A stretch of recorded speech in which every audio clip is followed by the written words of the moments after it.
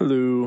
The podcast I'm about to show you was done with one of my hosts on this Jiu Jitsu Globetrotter trip that I'm currently on in Europe right now. And I don't know if I've taken any time to really explain what it is that I'm doing, but essentially for this previous month and for the next month coming up, I am traveling around Europe basically with nothing besides a backpack, and I am going to go from place to place, staying with various people that train Brazilian Jiu-Jitsu. Literally have never met these people before in my life, complete strangers, and I'm sleeping on their couches and training Jiu-Jitsu. And I've met a host of just beautiful, nice, and generous people that have taken me into their home, invited me into their academies, and gave me food or whatever. I've really met some very incredible people through this journey so far. It's been about a month, and Dave is no exception. Dave is somebody with a fantastic sense of humor, and again, like I said, never met him before this trip. I actually pretty much damn near broke my knee on the first day of training at one of Dave's academies. So jiu-jitsu is a little bit off the table for me right now, but I will be trying to get back to doing at least some techniques soon.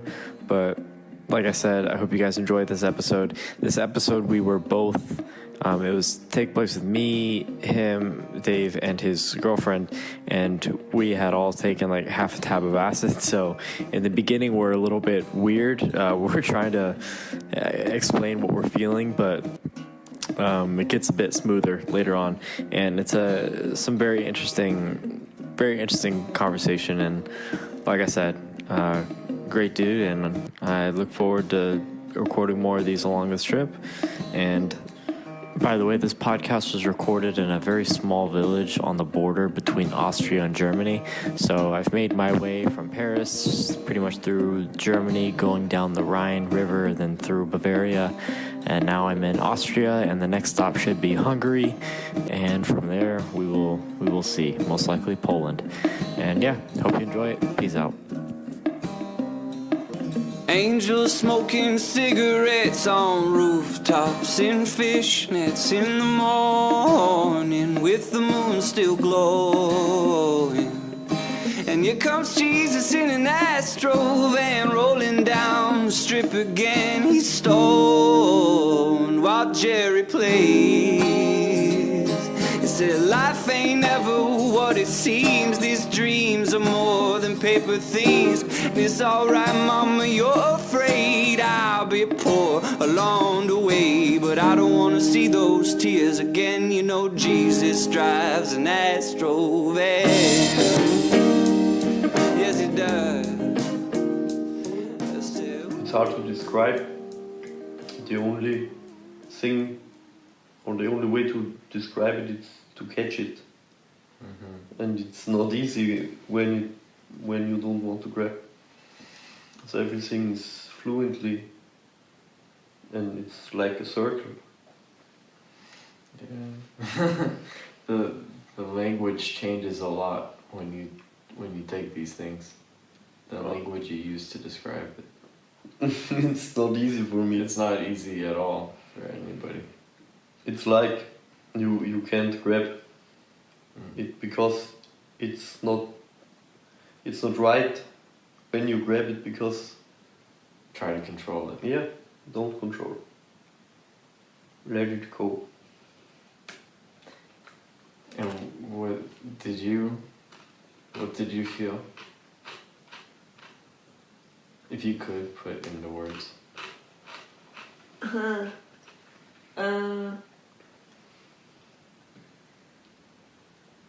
I think it's a deep feeling of acceptance. Mm-hmm.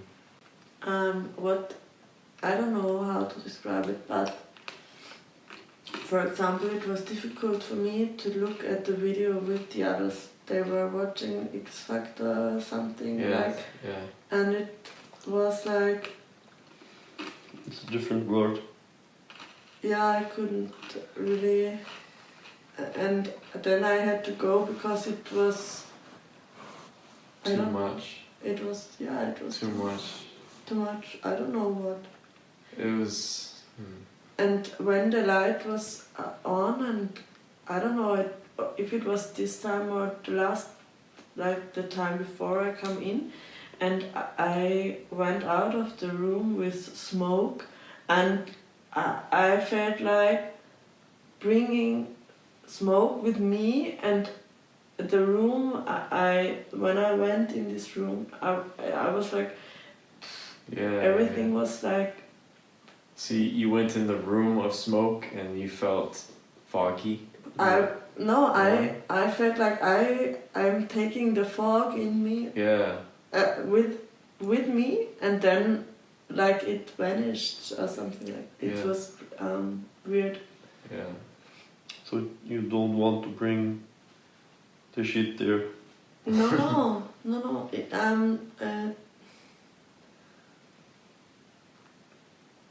It was just different. It's a different kind of feeling, right? How you feel things. Oh, this was too much for me to look at. To look at the X Factor. Yeah, to X Factor, but and also that? for that. Yeah. Yeah, what did you feel about that, looking at that? I was searching for colors. Yes, you were searching for colors. Yes, I don't know why. And I didn't like the shapes. And then I started to realize I don't like straight lines. I like the curve and But you smoke like a lot. circles. Maybe it's different.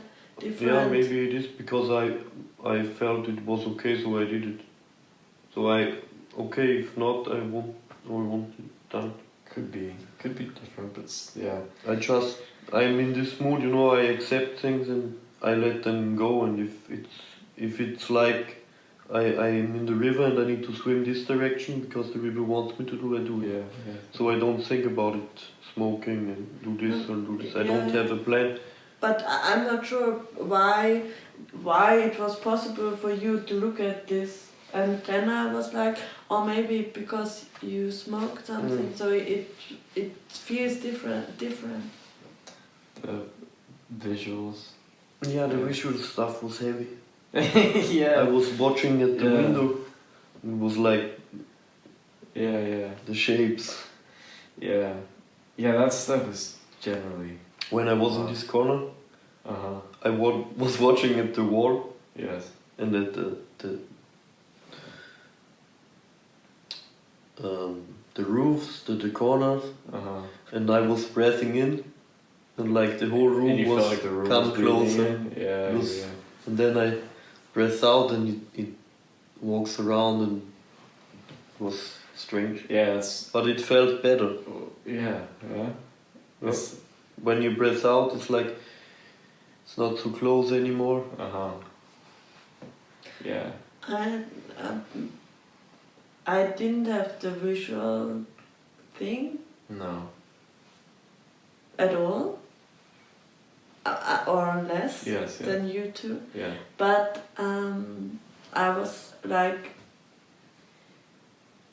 when I concentrate, for example, when I concentrate myself on something, it was like I felt something like inside me. So then I had the feeling I have to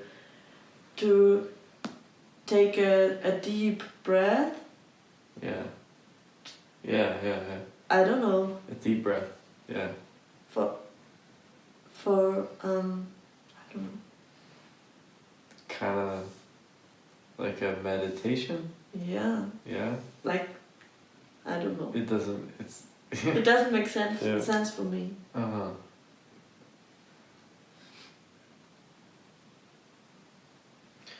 Did yoga there? Huh? You stretched yourself? A little bit. It felt very emotional for me. When you were doing yoga? I was watching her. And it feels like you are suffering from something. No, I think felt released for some. The yoga, yeah. Yeah, I always, the stretching in the yoga feels especially good after tripping. Like you feel just these weird knots in your body, and you can kind of work them out and release them with yoga. Kundalini yoga. I don't know anything about that, but yeah, sure. It's about this Osho guy. Oh, this Osho. Yeah, he's a real... Pure sex. Yes, Osho. It's pure sex. But he was some big name in the States, right? Osho, yeah, he... Really? Yeah. I have never heard. We watched a documentary about it on Netflix. I haven't But you said you first said the name Osho. Yeah. Because Julian showed it to me, and we were like sitting there. I don't know how many people were follow this guy like they would follow God. Yeah. And there were all this sexuality and this free minds, and everybody was happy. And then the bad things came out, that they put the homeless there and put them on drugs because one of them get violent. Yeah. And then they put all of these homeless people in this community on drugs to prevent. The cult Yeah. got homeless people. They got homeless people. I saw this documentary. They got homeless people from the streets that they can go and vote for them because they want to. They had this big part of this Vision. country. Uh-huh. So one of the states, the Yeah, 51 states of the US. I think it was Wisconsin or I don't know.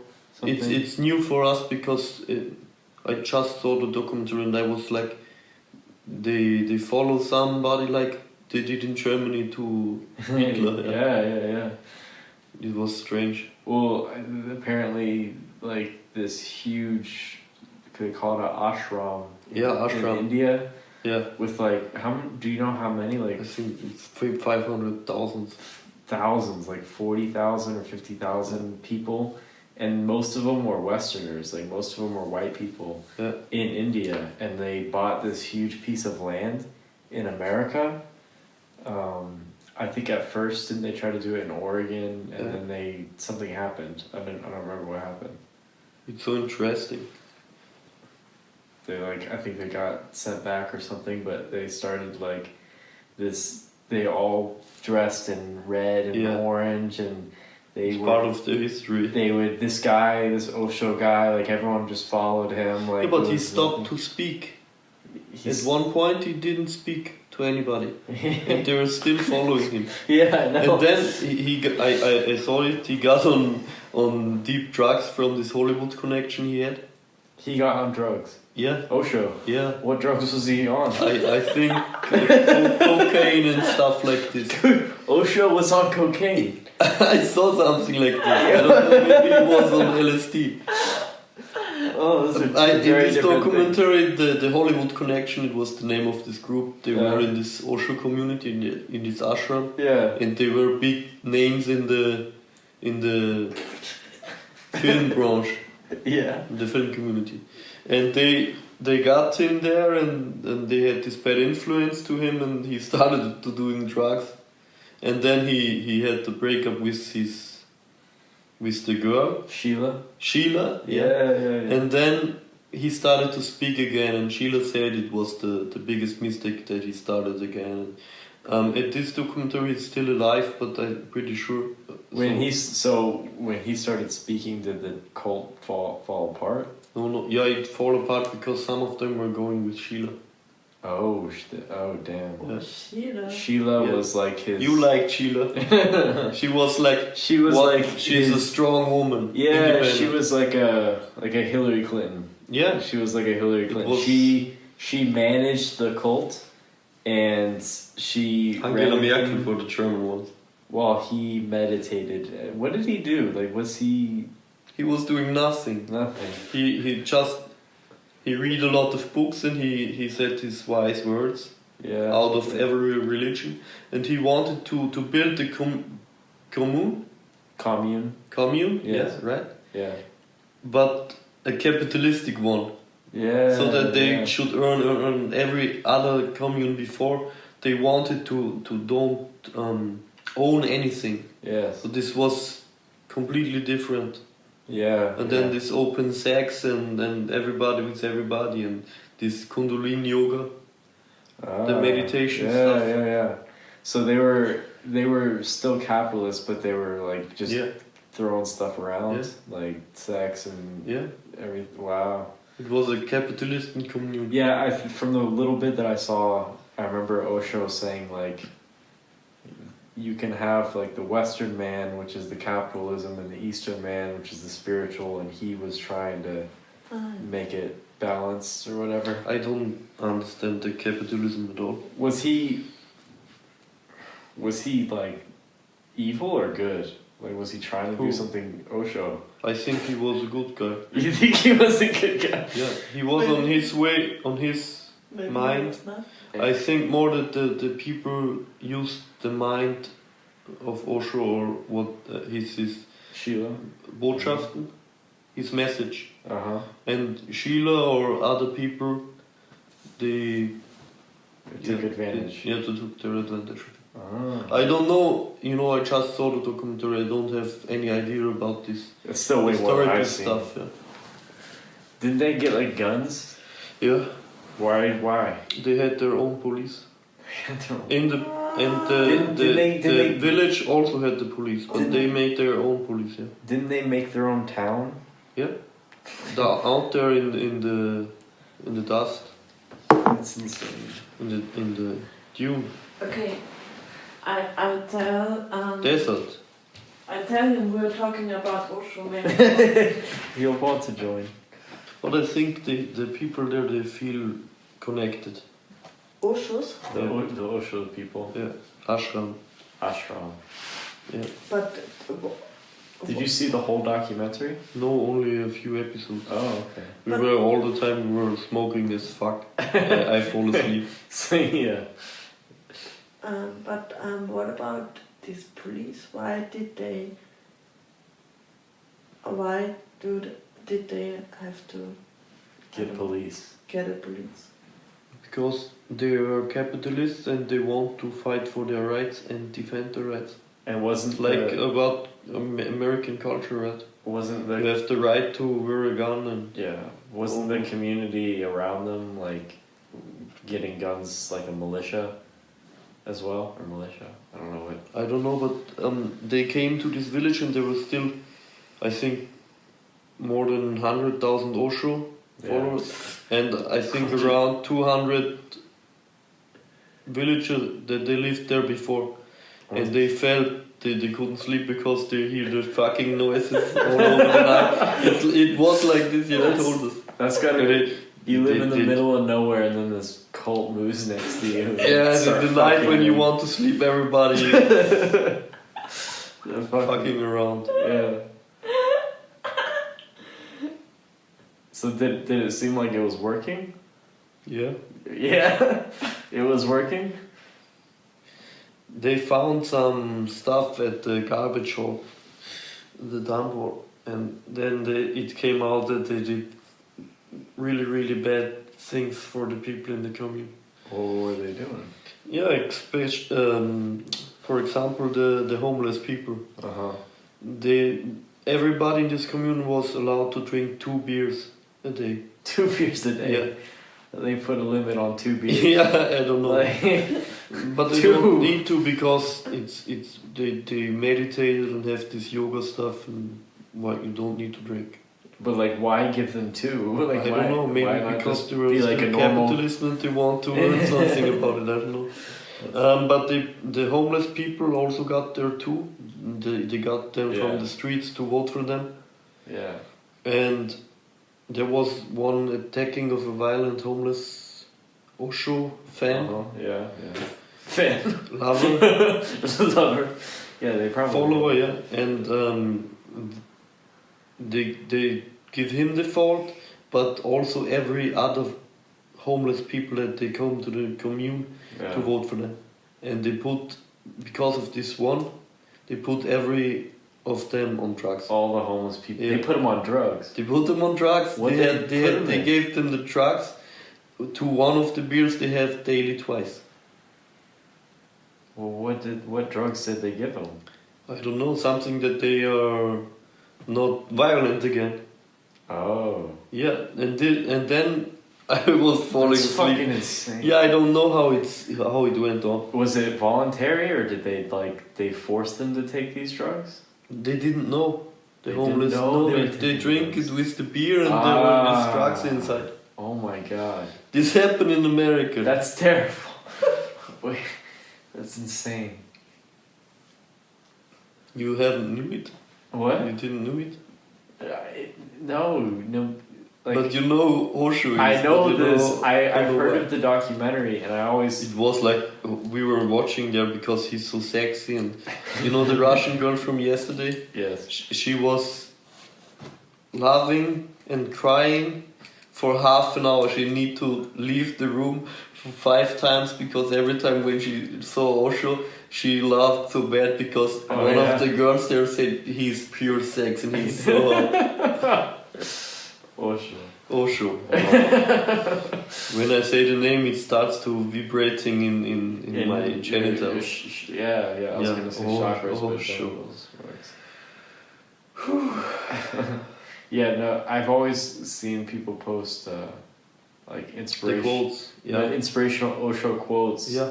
I followed them. I followed him on Facebook, and sometimes I also I post the quotes. Oh yes, you post the Yeah. quotes.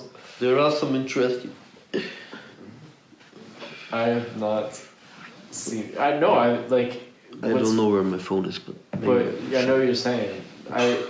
Because I think it's like a lot of people do say he says some very good shit, but at the same time he has this like yeah. crazy But sex this cult. is also one of the reasons why I don't vote. Don't vote. Yeah, I don't vote because there is nobody out there that agrees completely with me. Uh-huh. So of course they have good ideas, but also they have the bad ideas. Yeah. So I take this quote from this guy, and I like it because it has a meaning in my life, Uh-huh. and I put the other stuff away. Yeah. And I like to take from different sources. Yeah, it's weird that... Yeah, I think that's a good point about the voting. I think that with the voting, you're voting somebody in to make decisions, like to represent you in But government. nobody can represent. It's like you can't... Yeah, but there are people who can represent you a little bit more than other ones. That's true. That's true. So you should always take the minimum No. But minimum bad. I don't know. the lesser of for the two greater evils. better. Yes, it's still like we shouldn't have like one person be the represent. Like we have Donald Trump as the Yeah, representative of America, but he's not at all You know representative. Harry Potter? Harry Potter. Yeah. Yeah. You read the books? I haven't read the books, but I saw the movies. You read the books? No. No, there is you saw the movies. Yes. There is most of them. this war between the wizards. Yeah. Yeah. And Harry Potter and the Dumbledore stuff, they fight against Voldemort. Yeah. And before Voldemort, there was Grindelwald. Mm-hmm. And Grindelwald, he said his message was for the greater good. He was in charge. He was a bad guy. His message was for the greater good. Yeah. But he wasn't. So he was in charge of Voldemort. He was the bad guy before Voldemort.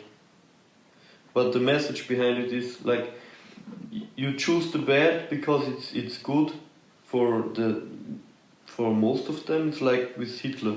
So I don't want to vote. Or like with Osho. Everybody was happy with it. I didn't mean that. Yeah, but this is the reason why I don't vote. Yeah, but the reason why I vote is I don't want this government which is now, because what are they doing But every party is worse. part of this system, and the system is built around companies and about money and not about this politics. It's like they're playing a movie for you. Yeah, like but, with but Trump. now it's the Or right. in Austria with our politicians. Look, but now it's the conservative right and right movie, and not mine. And if we would have the left, it would be exactly the same. No, it wouldn't. Do you feel it's orchestrated to some extent? Orchestrated? What?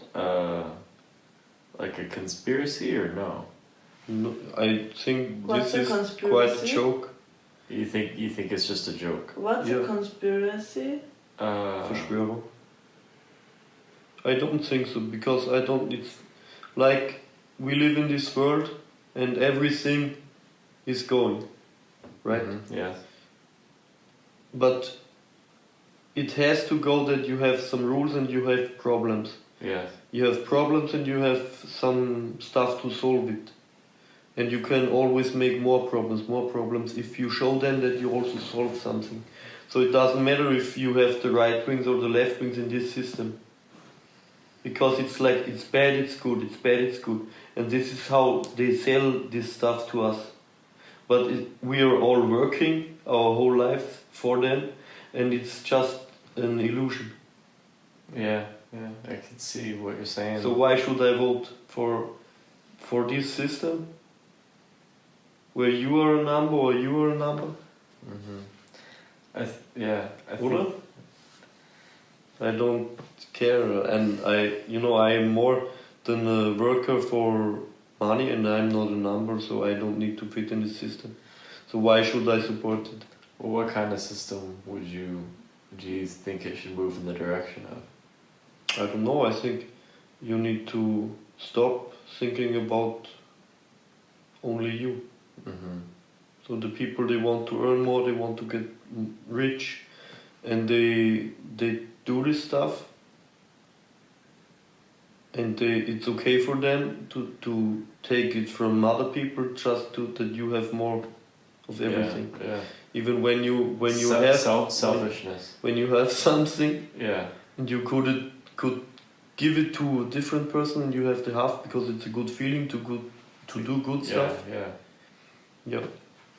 But these people are not like this. They take their effort. They put themselves first. Yeah. They take and then they sell it to us like our politicians. Mm-hmm. It's like it's their job. I know my job. I'm not like, oh, I'm loving this, or I'm. They represent the people of their states, and they don't think about them.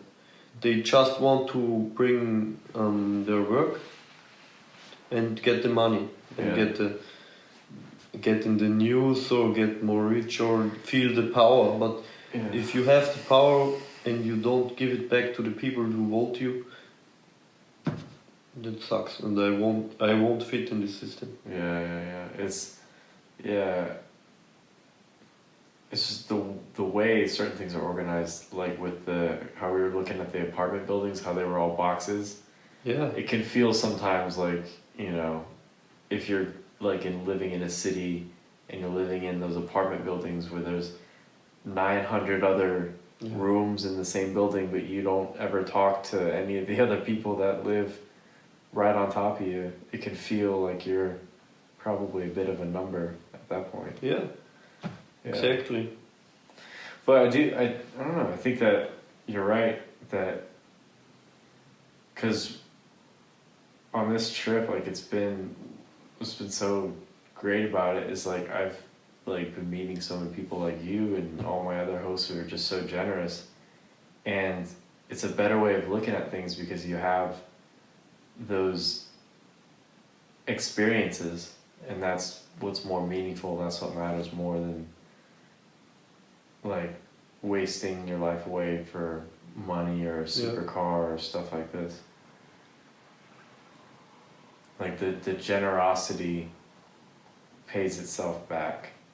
But all of this stuff, it don't make you happy. No, I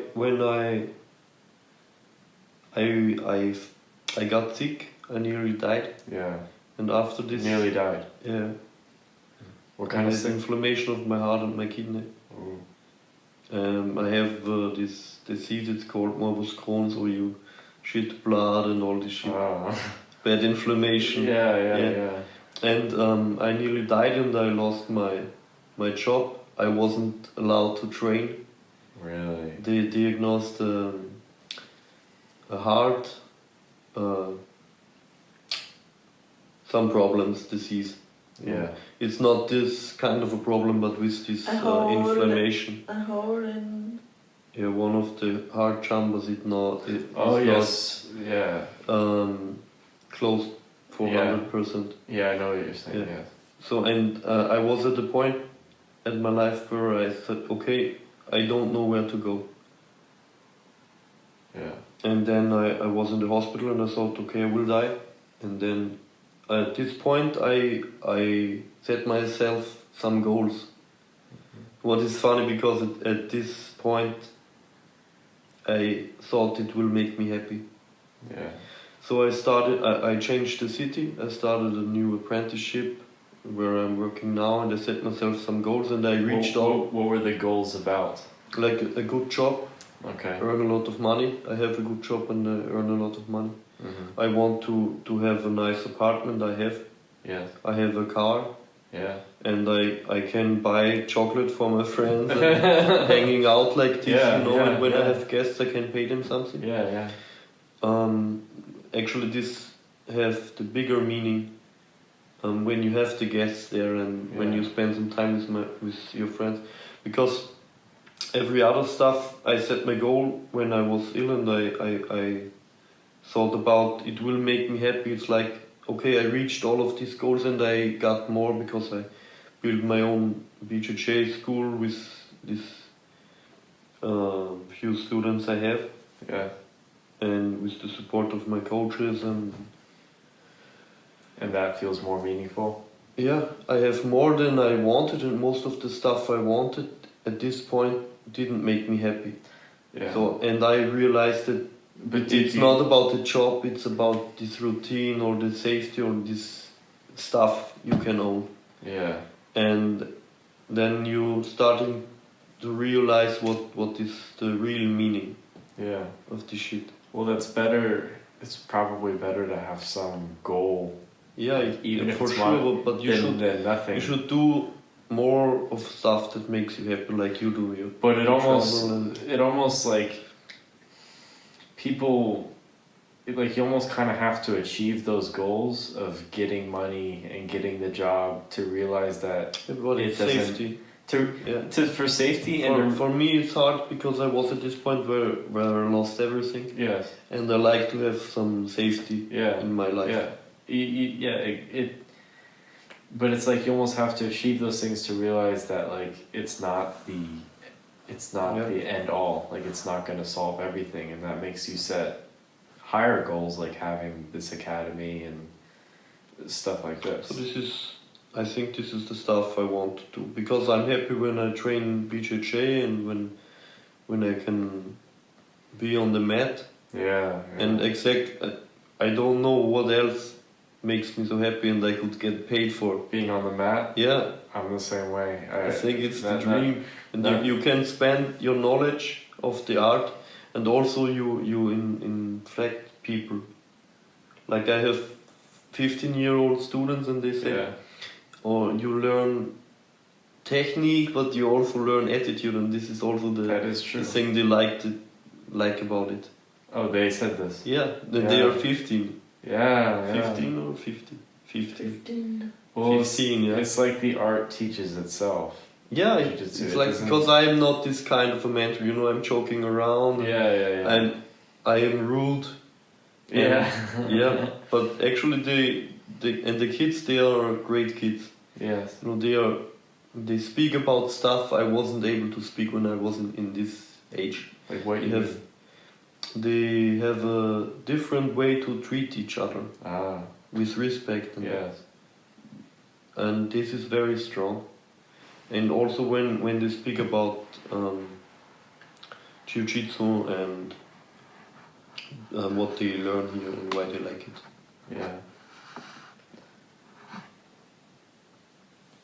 Yeah. Yeah, more meaningful.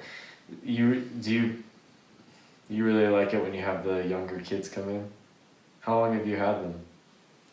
Since the beginning. Since the beginning. They roll with the adults and sometimes And this was all just from spreading like word to mouth. Just telling people around you that you were starting your academy. What? This was all like just word of mouth. Like just telling people that you were starting an academy, and they told other people, and then you got people to join. We started in this traditional Jiu Jitsu club, and the kids they trained there. Yeah. This fighting, it's like a little bit of karate, and you throw jabs, and it's a strange rule set. And they have some really good fighters. Yeah. World champion and Really? 12-year-old girl, yeah. Yeah. She's good, yeah. In fighting. Yeah. No, and I was in Linz for my apprenticeship, and during this time I brought home, I trained BJJ, and when I went home I showed the people from this traditional Jiu-Jitsu club what I've learned there. And more people wanted to start grappling. Yeah. And then we made the logo. It's a good logo, yeah. Did you make that? I had the idea, and the customer, a Pitbull customer in Poland, made the design. Oh yeah, that's a good design. I sent design. them some pictures, and yeah. It's a good design, because it definitely caught my eye when I was looking around at places. Jackpot. Yeah, I think it's actually I am the deer there. You know my name. Oh yeah. Drea. My family name is deer. Gee. And I have this family tree, and we were some in medieval age, like baron or king and stuff, you know.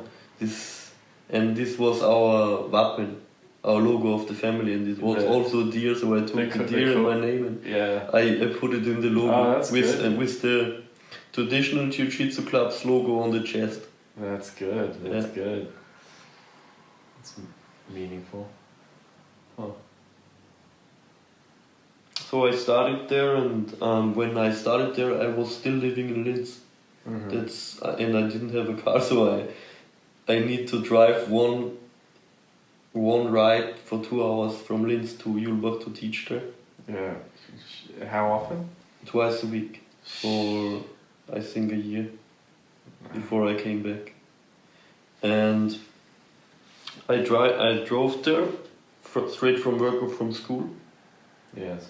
To my parent, then I took the car. Yeah. To the training, then I went back with the car.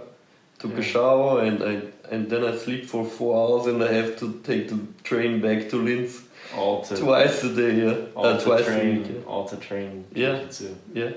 With this small bunch of people, it's crazy. Just the parents of the kids, they were always asking me, "Are you crazy? You do this and you don't earn something?" Yeah. Still, it's so funny. I went to some competitions with them at the weekends, and it's like, "You're crazy. You want to spend the weekends with some kids out there somewhere 3 hours away to watch them compete." Of course. The parents, they don't understand. They don't. Yeah, that's. Yeah, especially, I can't imagine just having. Like jiu-jitsu alone is so meaningful, and it provides so much value to my life. I think that teaching and having that in other people, having that in your students is also like... I didn't want to teach. Yeah. So I was searching for a coach, and I had 2 purple belts coaching there. Yeah. And then they needed to stop, and I started the coaching school at my professor's course in Munich. Yeah. For a year I went there every Saturday, the first Saturday in months. Yeah. And I had some seminars and other stuff. I was at some camps with my head coach. Yeah. And then he gave me this certificate that I can teach in his name and this lineage. but actually this is more fluently because every teacher of Professor Hans, he brings some different aspects. Yeah. So we all have this same lineage, but everybody has a different style. Yeah. So you can't say it's like, oh, this is the sweep of this affiliation. It's more of a family. Yeah. Do you find it very hard to teach sometimes, like with just being a blue belt? I started to teach when I was a he told me when you were a two-stripe white belt, yeah.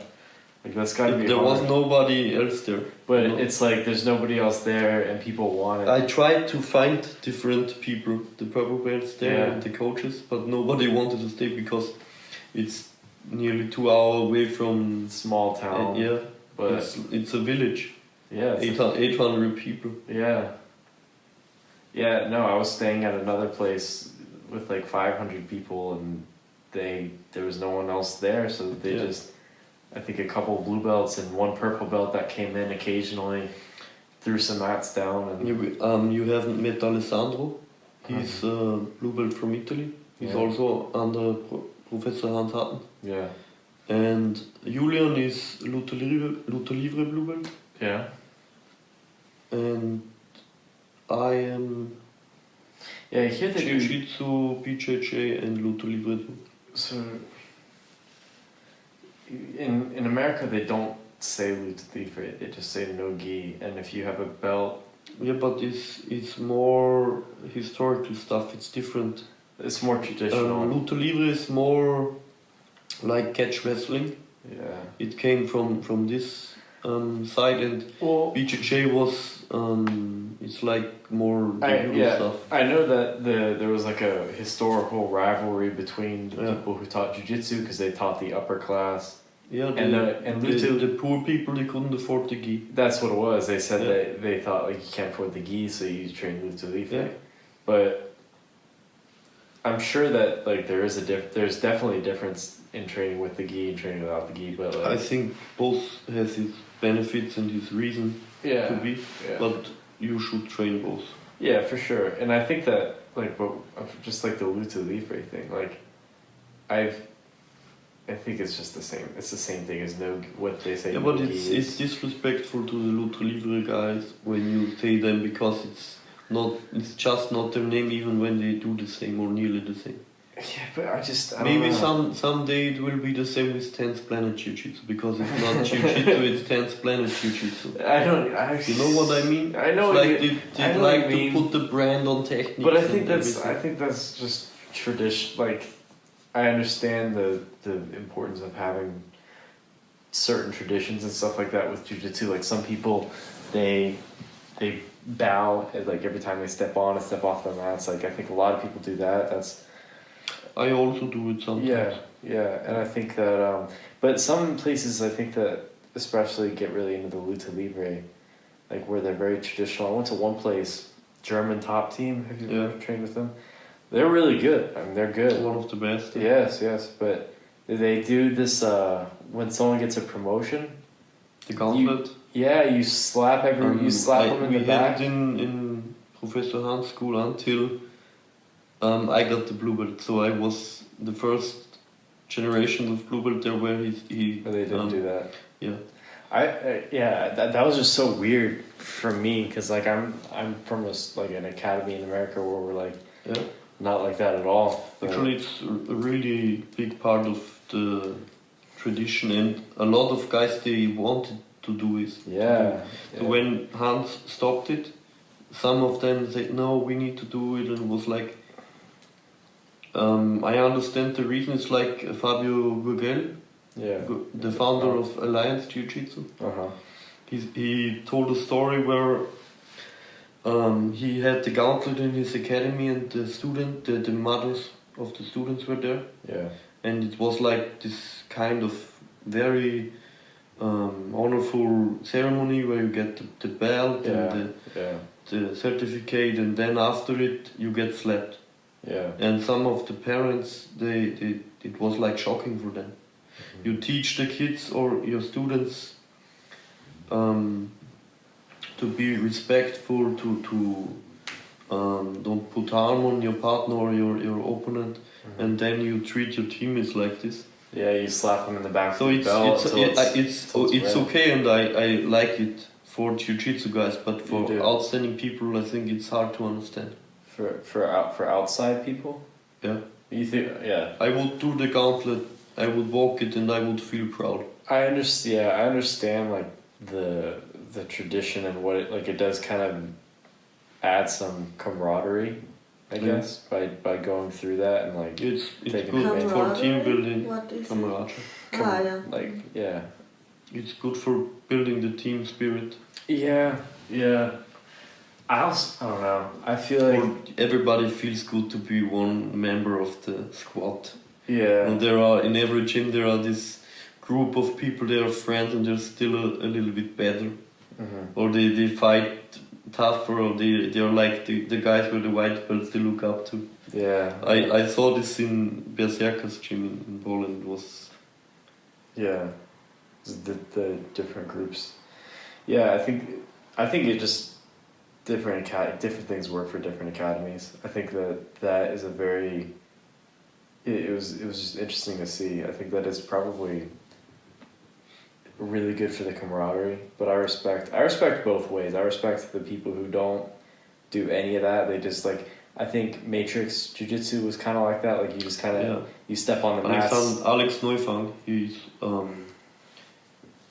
one of the most open-minded guys. Yeah, you just kind of step on the mat, step off the mat, and that's like all it is to it. And I think that's it's also an art. Yeah. But on different. So this is pure jiu-jitsu without all this traditional stuff. Yes. Do you think that you would run your academy if you had like if you ever opened up like your own like individual school with a black belt, like would you do it in this traditional way or in the more do your own thing kind of way? I think I would mix it up. I like when you have these adults. It's like when it's Friday evening and you don't want to go out to disco and you want to have a good time with your friends. Yeah. Then it should be like this. Also with the girls, you can hang out, you roll, have fun. Yeah. Maybe grab some beers later, but with the teammates. Yeah. Yeah. But for the younger ages or for the young hungry students, you need to make clear rules for them. More structure. Yeah. If you hang out with the squad, with your wolf pack, it should be different even when you are the coach. So it's like when I hang out with Julian when he's not phone addict. It's like I am the coach, but everybody tries and it's more hanging out with the friends. Yeah, I think that's good too. But for example, the younger ones like Fonia and Christoph, on the mats they have to and me also. I have to call. I have to. They have to call me coach when we are on the mat. Yeah. It was not my idea, and actually it's hard for most of them because they know me privately now. Yeah. And they know me as their coach before. I asked everybody to call me coach. So, but I made this coaching school. Yeah. Also I have 4 different coaching licenses. 2 of them are from Olympic Federation. Yeah. And you get teach there that you can, if you want to if you teach people, you can't be one of them. Like you need to separate. It's also with the have belts, a distinction between have a distinction between the teachers and the students. Just clear lines. Yeah, somebody need to say what we are doing, because it won't work when everybody it's like, okay, let's do the warm up, and everybody is like, okay. Yeah, but maybe you need this just in the beginning, because in my team it's also not like it would not work this way. When you hang out with your friends and you want to work on something, and you have you don't need these rules so much because you want to work and you are here to work on this and not to be part of the class. This is a different kind of training. Yeah. It's like today when there are these regular trainings and there is more this open mat style where we do the warm up and then we don't teach technique or we show something, then we just roll around and try something different. Yeah. Yeah. They don't have so many open mats in Austria. Mm-hmm. Most of the training is with the coach. I come from kind of like opposite to some extent, because in my academy, it's kind of like what you're saying, where everybody just will a lot of times just have like every other week or every couple weekends we'll get together and we'll have drink, food, and just kind of hang out, like the purple hang out with the white and the black hang out with the blue or whatever, and it's a very good time. And the coach, what's interesting about like our coach is like he's one of those guys that isn't very, you can tell he never went to school for anything. He went to school, but like not for like teaching or anything like that. He just he was very good at what he did, and he opened up his gym, and and it's more of a hangout, but even though he never asks you to like treat him higher, everyone kind of has this understanding just by doing jiu-jitsu that you have this respect for people that have been. Yeah, but if there are new people and they want to join a team and you have these fighters already there, and it's good for them when they join to see that there are clear lines and not everybody's doing what they want. So it's also easier for them to see who will teach you and who not. Well, I think it's one thing that we do when we start classes that kind of shows that clear lines is we all line up. Yeah. You guys line up like in one line, and I guess like the most experience is on the right side, and Yes. the least on the left. That's the first in line. Normally we just do it we'll do like several lines where the black belt will stand in front, and then you'll have the brown and the purple and the blue and the white. And so you have this in triangle. In the big academies we have that as well. Like Okay. when I was in Barcelona, for example. You bow to Helio Gracie, right? You bow to Helio Gracie, right? Bow. Bow. Yeah, bow. Bow. They had this picture of Helio Gracie on the wall. And you bow to the coach and then you bow to Helio Gracie. Der Ranja Team. Okay. I don't know. Somebody told me, I thought it was a Ranja. Yeah, I like this idea. It's good. I will do the same with Helio and with my professor because he's just his lineage and I'm thankful to him. What he gave to me on knowledge. And I think this is a nice guest. You mean the bowing? Yeah. The bowing? So respect. I understand. I just come from so different, but I respect both ways. I can, especially in a place where it's a bit smaller and you just have.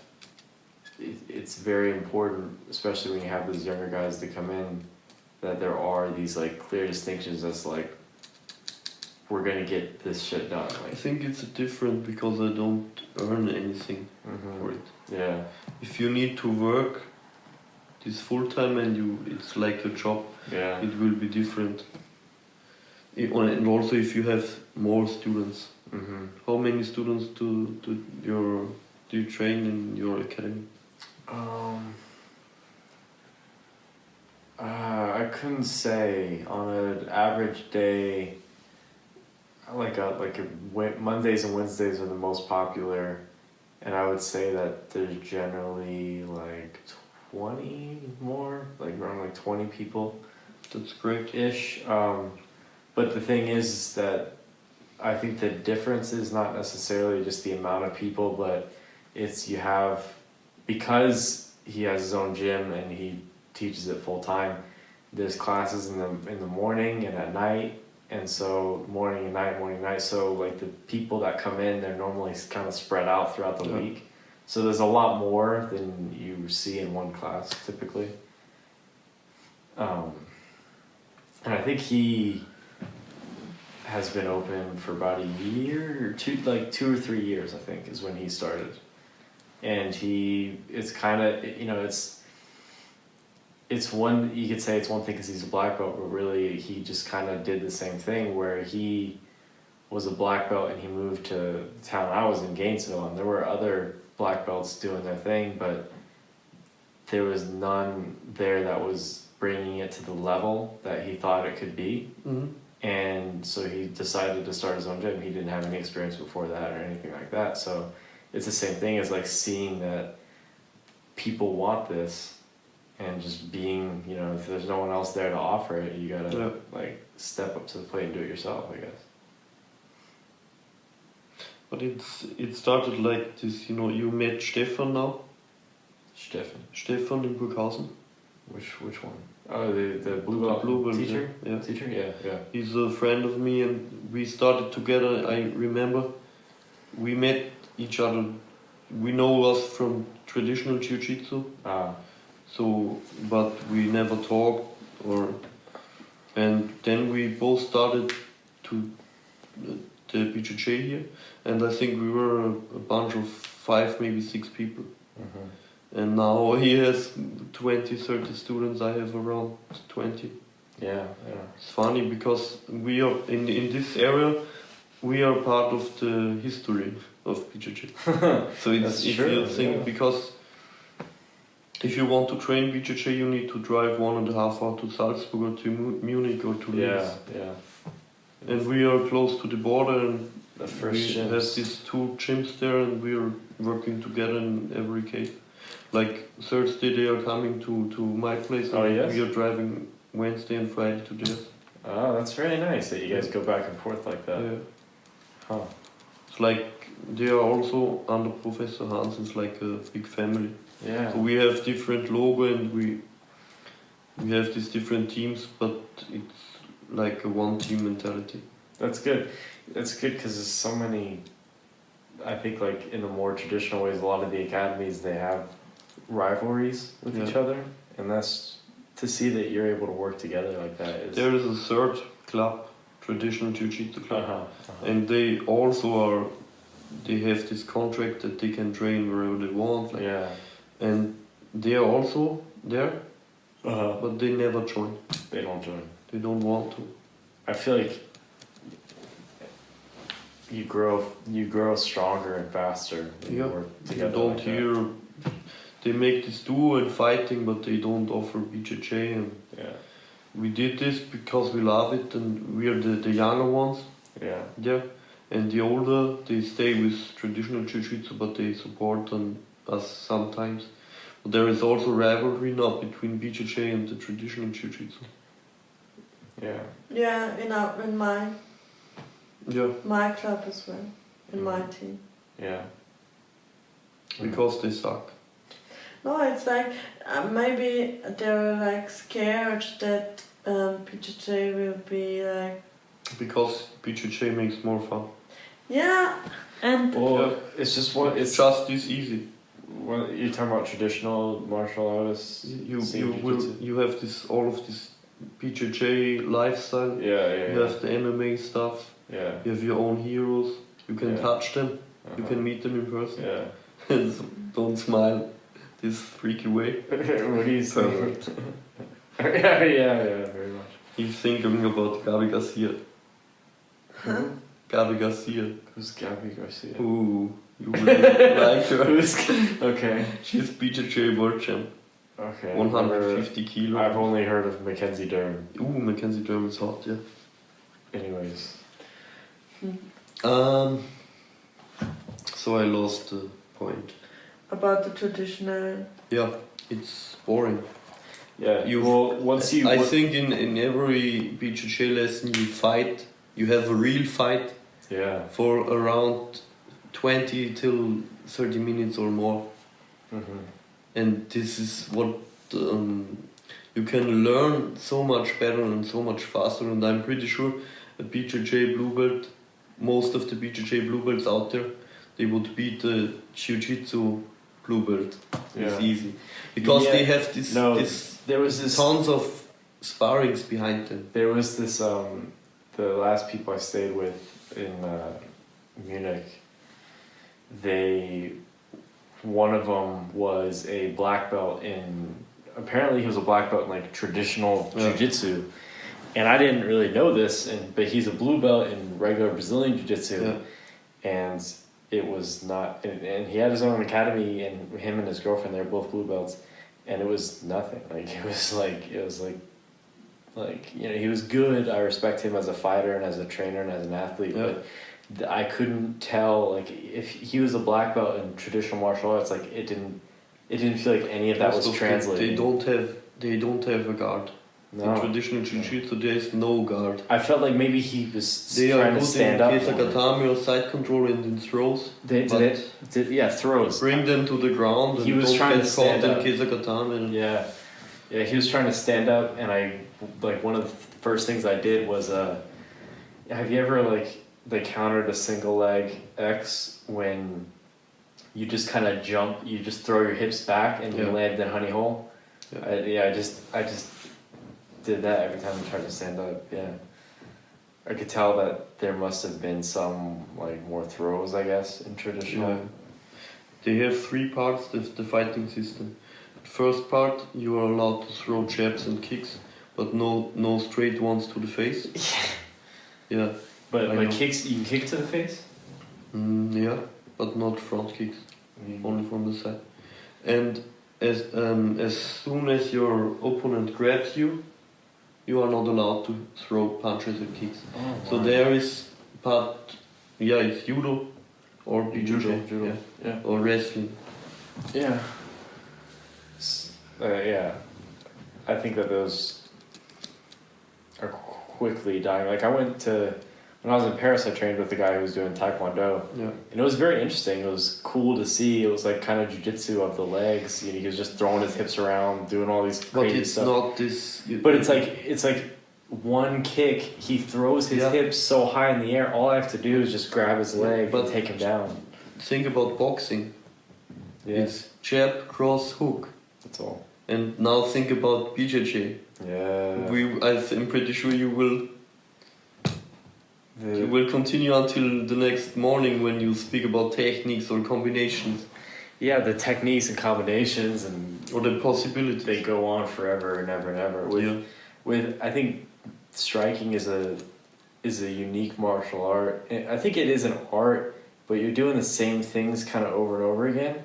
Yeah. Whereas with Jiu-Jitsu, you're just doing a million different things, and you're never going to do the same thing. You won't have the same roll twice. Yeah. Maybe the finish, but it will feel different. Yeah, no, the rolls never... Yeah, that's true. Every single roll is different. A unique combination of movements and submissions and attempts and failures and all this stuff. And in my heart there's a Holy Ghost writhing on the floor from an overdose. You know the best ones never come down.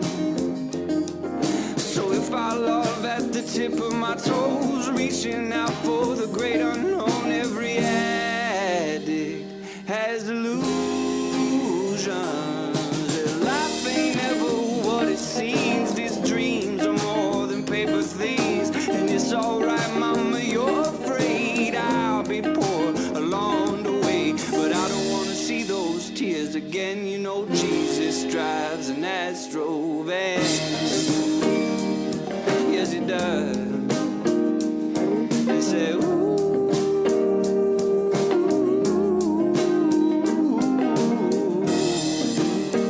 It's true. Yeah.